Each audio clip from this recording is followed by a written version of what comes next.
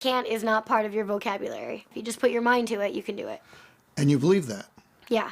That's the crazy thing is if you're never given limits, then you think, I can do anything. And if she could do anything, she wanted it to be this, what she saw her hero, Dominique Moceanu, doing on TV.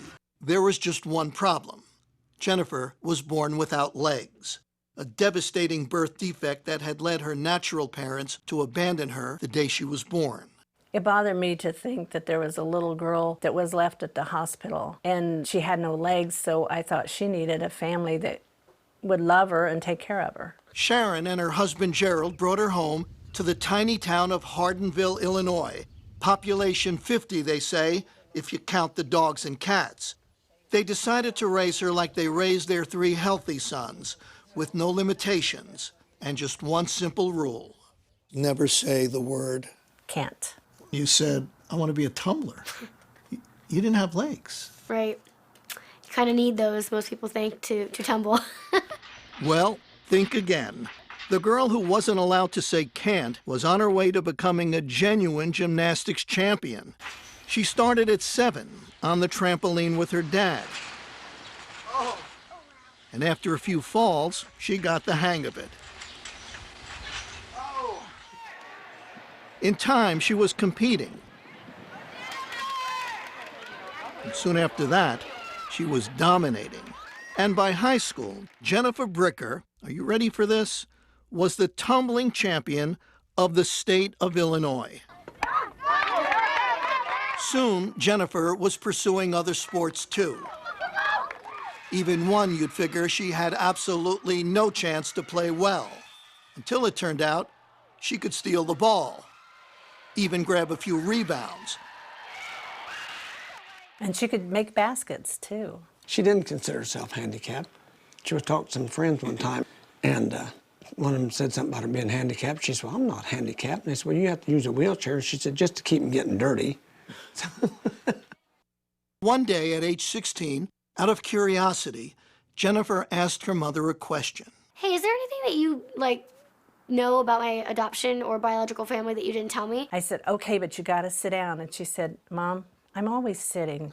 And she said, maybe you should sit down. I said, okay, let me sit down. And she said, well, what's the big deal? Just tell me what my last name is. And I said, well, that's the big deal. And she said, what do you mean? I said, your last name would have been Moceanu. I knew what that meant. I knew that Dominique Moceanu was my biological sister.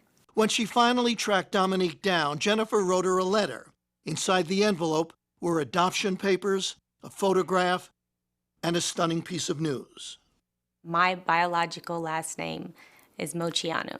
That line, I was just like, I can't believe this is happening.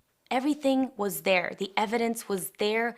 Jennifer looked like the spitting image of my youngest sister, Christina. What a moment for anyone to even speak to their childhood idol, but for their childhood idol to be their sister, that's something. She told me she was an athlete in the letter. In fact, I was her inspiration to start tumbling and doing gymnastics. And then on the phone call, she goes, oh, by the way, I have no legs. I mean, she's like, wait a minute, didn't you just tell me that you're an acrobat and you did all these sports? And I could just hear the wheels turning, and Yeah. And I said, who is this girl? Oh my gosh. How did she have this attitude to persevere in life and overcome every obstacle?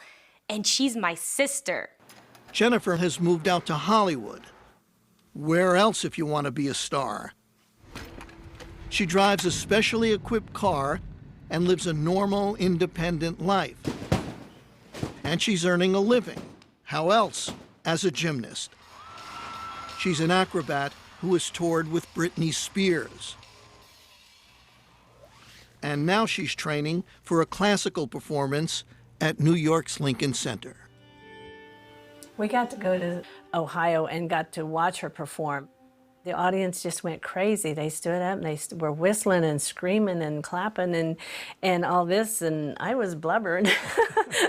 I was sobbing because it was so beautiful, and it's like, oh my goodness, that's my baby. The baby who was taught early on never to say the word can't.